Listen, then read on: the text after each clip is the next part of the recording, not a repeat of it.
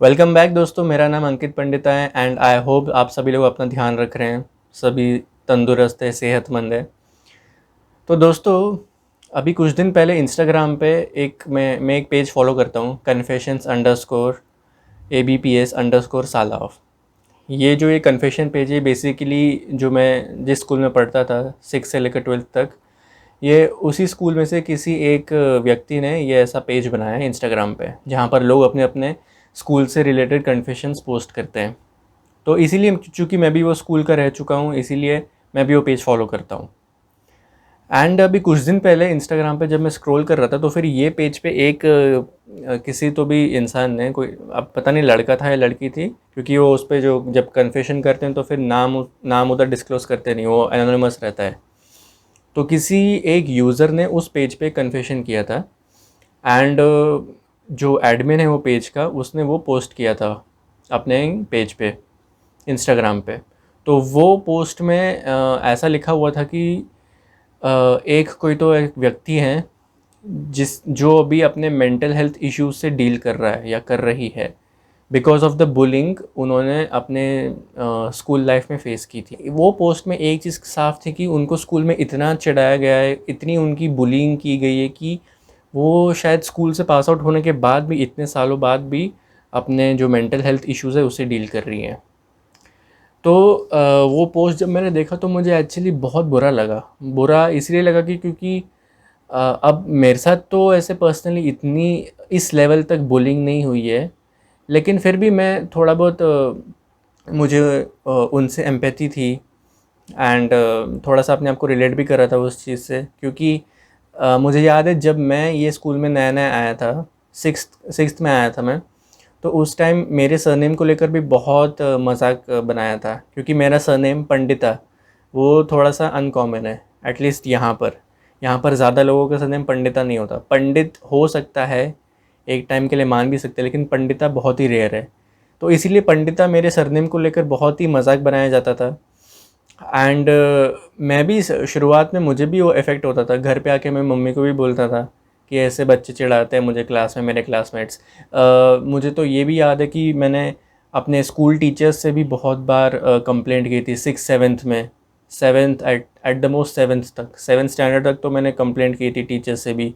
And एक बार तो जहाँ तक मुझे याद है, जो एक मेरा जो क्लासमेट था, मैं उसके घर भी चला गया था, उसके घर पे कंप्लेंट करने के लिए। उसकी मम्मी थी शायद वहाँ पर उस दिन। तो फिर ये सब मुझे भी सबसे पहले ये सब चीज़ें मतलब जैसे इफ़ेक्ट होती थी, कंप्लेंट करना, ये सब थोड़ा बहुत मैंने भी ट्राई किया कि ऐसे अगर कंप्लेंट कर दूंगा तो फिर क्या पता वो सुधर जाए, अपने हरकतों से बाज आए, चिढ़ाना बंद हो जाए, वगैरह वगैरह। बहुत कोशिश की, लेकिन अल्टीमेटली उससे कुछ हुआ नहीं, क्योंकि जिसको चिढ़ाना होता है वो चीज़ तो करके ही रहेगा। वो चाहे फिर बाद में वो किसी की नहीं सुनता, चाहे क्लास टीचर हो या फिर पेरेंट्स, कुछ हद तक। तो ये चीज़ भी मुझे इफ़ेक्ट करती थी। लेकिन उसके बाद में 8th स्टैंडर्ड आते आते तक मैंने ये चीज़ रियलाइज़ की कि उनके चिढ़ाने से मेरा सरनेम चेंज नहीं हो जाएगा, और वो लोग चिढ़ाते हैं अपने मज़े के लिए। और जब मैं चिढ़ता हूँ उनकी बात से, तो फिर उनको वो देख के मज़ा आता है कि ये चिढ़ रहा है, इसको और चिढ़ाओ, इसको और परेशान करो। तो मैंने उस टाइम 8th स्टैंडर्ड के बाद मैंने ऐसा रियलाइज़ किया कि इनकी बातों पे भाव दे के कुछ मतलब नहीं है। इनकी बातों पे अगर मैं रिएक्ट करना ही छोड़ दूँ तो फिर क्या पता ये लोग भी चिढ़ाना बंद कर दे।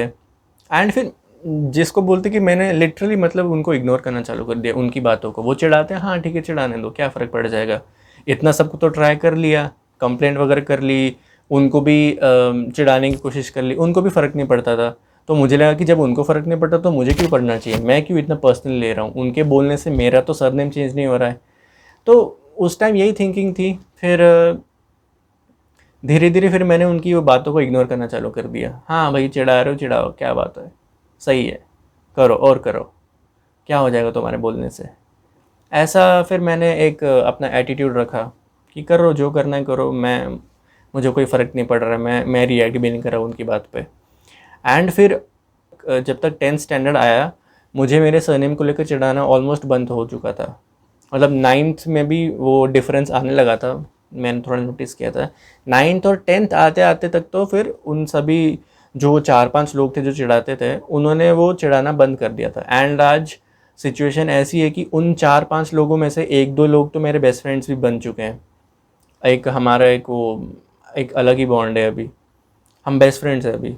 तो मुझे लगता है कि मैं अपने आप को लकी मानता हूँ कि मैं जो उनका प्रेशर था, उनके चिढ़ाने का जो अब आप उसको बुलिंग कह लो, एक 6-7th के बच्चे के लिए तो बुलिंग ही हो गई। उसको उसके सरनेम को लेकर कंटिन्यूसली उसको चिढ़ा रहे हैं, उसका मजाक बनाया जा रहा है। तो फिर अब उसको बुलिंग कह लो या फिर चिढ़ाना ऐसे कह लो, जो भी कह लो, तो उस टाइम मैं लकी अपने आप को समझता हूँ कि मैं उस टाइम वो जो प्रेशर था उसमें मैं क्रम्बल नहीं हुआ। मैं मतलब मैंने ज़्यादा उसको दिल पे नहीं लिया, ज़्यादा पर्सनली नहीं लिया।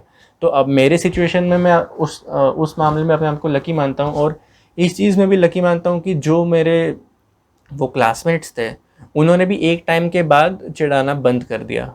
हो सकता है कि अपने आप रियलाइज़ करके बंद कर दिया हो कि किसको फ़र्क नहीं पड़ रहा या फिर कुछ और रीज़न हो, लेकिन वो चीज़ फिर मेरे मामले में अगर देखें तो ख़त्म हो गई थी। इसीलिए मैं वो सिचुएशन से निकला, तो इसीलिए मुझे वो जो ये पोस्ट किया था जो ये यूज़र ने, तो उससे मुझे थोड़ी सी ऐसे सहानुभूति हो रही थी, ऐसे एम्पैथी जैसी फील हो रही थी, क्योंकि मैं अपने आप को भी रिलेट कर पा रहा था। हालांकि वो चीज़ मुझे अभी इफ़ेक्ट नहीं करती है, लेकिन फिर भी मैं एक स्टेज जो था वो उसमें से गया हूँ, इसीलिए मुझे वो थोड़ा बुरा लग रहा था। तो वो जो भी यूज़र है जिन्होंने भी ये कन्फेशन किया था, सबसे पहले तो बोलता हूँ कि सिंस आप एबीपीएस स्कूल से थे, एबीपीएस कह लो या फिर जिंदल विद्या मंदिर जो आज उसका नाम चेंज कर दिया है, मुझे पता नहीं है आप मतलब मेरे सीनियर हैं या जूनियर हैं, लेकिन अगर कभी भी मैंने आपको अनइंटेंशनली जाने अनजाने में कभी चिढ़ाया है या फिर वो उस कन्वर्सेशन का पार्ट रहा हूँ, तो I am really really sorry. मुझे मुझे पता नहीं है कि मैंने कभी ऐसा किया भी था अपने स्कूल लाइफ में, लेकिन अगर हुआ है तो उसके लिए तो सबसे पहले माफ़ी मांगता हूँ। एंड एक और चीज़ है कि आप सही में बहुत ही स्ट्रॉन्ग पर्सन है, बिकॉज आपने ये चीज़ जो है एक पब्लिक प्लेटफॉर्म पे, इंस्टाग्राम भी एक पब्लिक प्लेटफॉर्म ही है, उस पे आके उसके ऊपर आके आप ये चीज़ शेयर कर रहे हैं, ये भी कोई ऐसे छोटी बात नहीं है। आप पब्लिकली अपनी प्रॉब्लम सामने रख रहे हैं, वो भी एक बहुत ही बड़ी बात होती है, करेज वाली बात होती है, क्योंकि ज़्यादातर लोग नहीं चाहते कि ऐसी बातें जो है वो ऐसे पब्लिक डोमेन में पता चले या फिर लोगों को पता चले। तो सिंस आप ऐसा कर रहे हैं तो आप बहुत ही स्ट्रॉन्ग पर्सन हैं। एंड इससे पता चलता है कि आप जो ये प्रॉब्लम है इसको ओवरकम कर सकते हैं। आप में वो एक जो कहते हैं कि विल पावर है वो चीज़ को ओवरकम करने की।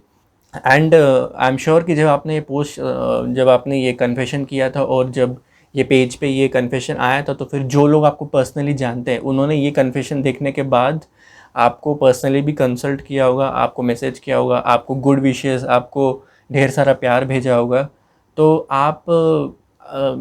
मैं बस इतना ही कहना चाहता हूँ कि अब मैं तो कोई ऐसे होता नहीं हूँ आपको कहने वाला, लेकिन फिर भी अगर हो सके तो आप वो जो अपना पास्ट है उसको भूलने की कोशिश करिए, क्योंकि अल्टीमेटली वो चिढ़ाते थे आपके हो सकता है पता नहीं फॉर XYZ रीजंस, मैं कोई होता नहीं हूँ कमेंट करने वाला, लेकिन वो चीज़ को अगर आप भूल जाएंगे पास्ट को, तो आपके लिए ही ज़्यादा अच्छा रहेगा, क्योंकि आपको ये रियलाइज़ होगा कि आपके आगे अभी लाइफ और है, आपको और लाइफ देखनी है, और उसमें आपको बहुत सारी नई नई चीज़ें एक्सप्लोर करनी है, बहुत सारे नए चीज़ें करनी है, आपको अपने लिए करनी है, अपनी फैमिली के लिए करनी है। तो ये पास्ट को जितना हम ऐसे पकड़ के रखेंगे ना, वो हमारे पीछे पीछे एक कहते हैं कि डेड वेट की तरह हमारे साथ रहेगा और वो हमको ही तकलीफ़ देगा। तो ये चीज़ को आप भूल जाइए। एंड आपके जो लोग होंगे जिन्होंने आपको ये कन्फेशन के बाद सपोर्ट किया होगा, बहुत सारी विशेस दी होंगी, आप उन लोगों के साथ अपने आप को सराउंड कीजिए। आप ये सोचिए कि अगर ऐसे कुछ लोग थे जिन्होंने आपका मजाक बनाया, तो ये ऐसे भी लोग हैं जो आपको मोटिवेट करेंगे, आपको लाइफ में नई नई ऊंचाइयों पर जाने के लिए मोटिवेट करेंगे, आपका प्रोत्साहित करेंगे आपको। तो आई थिंक फिर भी इतना सब बोलने के बाद भी मुझे लगता है कि अल्टीमेटली आपके साथ जो हुआ है वो आपको ही पता है। मैं उसमें कुछ कमेंट करने वाला होता नहीं हूँ, बट स्टिल आई थिंक कि आपको अगर मैं सलाह भी क्या दूँ, छोटा मुँह बड़ी बात है। बस आप वो जो हुआ है आपके साथ उसको भूलने की कोशिश करिए, या फिर आप किसी को कंसल्ट भी कर सकते हैं ये चीज़ को लेकर। सिंस आपने अभी ये पब्लिकली बोल दिया, तो फिर आप अगर कंसल्ट करेंगे किसी को, तो फिर जो आपको अच्छे से समझा पाएँ एंड आपका मार्गदर्शन कर सकें, तो फिर ये आपके लिए ही अच्छा होगा, आपके फ्यूचर के लिए अच्छा होगा। एंड वंस अगेन आप बहुत स्ट्रॉन्ग पर्सन है, इसलिए कभी भी डीमोटिवेटेड मत फील कीजिएगा। आप में वो कैपेसिटी है, मुझे लगता है कि आप जो जिसको कहते हैं कि ये चीज़ को ओवरकम कर पाएंगे, इसीलिए कभी भी आप ऐसे हिम्मत मत हारिएगा अपनी। And I am also thankful वो एडमिन को, ये पेज के एडमिन को, जिन्होंने ये बात को सामने रखी है लोगों के, जिससे कि लोग अवेयर हो सके कि ऐसी ऐसी चीज़ें भी होती है। बुलिंग भी एक सीरियस टॉपिक है जिसके ऊपर बात करनी चाहिए हमको, क्योंकि ये लोगों को कैसे इफ़ेक्ट करता है हमको पता नहीं है। आप उस टाइम 2 पल के लिए आप किसी को टीस कर लोगे, उनका मजाक बना लोगे, आपके मज़े के लिए तो आप कर लोगे वो, लेकिन फिर वो ही 2 मिनट की वो जो एक वो मोमेंट होती है, वो मोमेंट पे वो किसी इंडिविजुअल के साथ उसको कैसा फील होता है, वो चीज़ उसके दिमाग में फिर सालों साल तक गड़ जाती है। वो उसको फिर एक इनसिक्योरिटी उसके मन में बैठ जाती है। तो मेरी उन लोगों से भी एक रिक्वेस्ट है कि ऐसा प्लीज़ ना करा करें, क्योंकि आपके साथ भी कल को अगर कभी किसी ने आपका ऐसा ही मजाक बना लिया, वो चीज़ आप अपने अंदर लेके फिर सालों साल तक रहेंगे। एंड फिर उसका आपको गिल्ट रहेगा, उसका आपको डर रहेगा, इनसिक्योरिटीज़ रहेगी, फलाना फलाना जो भी हो सकता है।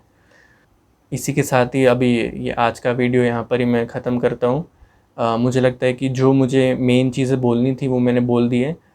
एंड आई होप कि वो जो यूज़र हैं जिन्होंने ये कन्फेशन किया था, उनकी लाइफ में इम्प्रूवमेंट आए ये चीज़ को लेकर, मैं होप ही करूँगा। And thank you very much. और मैं जो हमेशा कहता हूँ वो मुझे लगता है कि आज वो चीज़ बोलने में काफ़ी काम आएगी, कि हमेशा पॉजिटिविटी ही बटोरा कीजिए, स्प्रेड पॉजिटिविटी। Thank you.